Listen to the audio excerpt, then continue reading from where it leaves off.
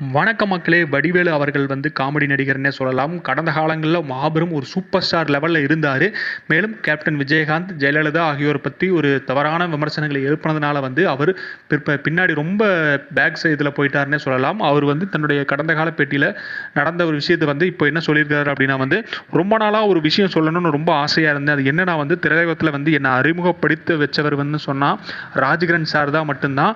அதுக்கப்புறம் உதயகுமார் சார் கூட கொஞ்சம் சில படங்கள் நடித்தேன். சின்ன கவுண்டரில் நடிக்கும்போது ஒரு குடபிடிக்கிற ஒரு சின்ன கேரக்டர் தான், காமெடி கேரக்டர் தான் கிடச்சிது. ஆனால் அதுக்கப்புறம் தேவர் மகன் படம் வேறு லெவலில் என்னை எங்கேயோ கொண்டு போய் விட்டுருச்சுன்னே சொல்லலாம். அது வரைக்கும் ராஜ்கிரண் சார் ஆஃபீஸில் நான் ஒரு சாதாரண ஒரு ஆளாக தான் நான் தங்கிட்டு இருந்தேன். யாரோ நான் தான் வடிவேலை காப்பாற்றினேன் அப்படி இப்படின்னு சொல்கிறாங்க. அதெல்லாம் நம்பாதீங்க. என்னை முழுக்க மனமார்ந்து என்னை காப்பாற்றினவர் அப்படின்னா ராஜ்கிரண் சார் மட்டும்தான். அந்த கிரெடிட் எல்லாமே ராஜ்கிரண் சாரை மட்டும்தான் சேரும் அப்படிங்கிற மாதிரி சொல்லிக்கிறாரு.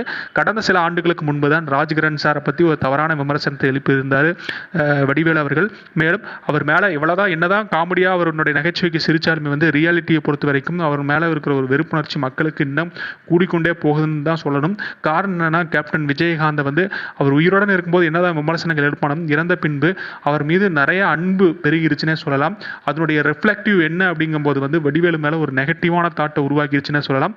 இது போன்ற தகவல்களை அறிந்து கொள்ள நம்மளுடைய சேனலை மறக்காமல் சப்ஸ்கிரைப் பண்ணிட்டு பாருங்கள். நன்றி, வணக்கம்.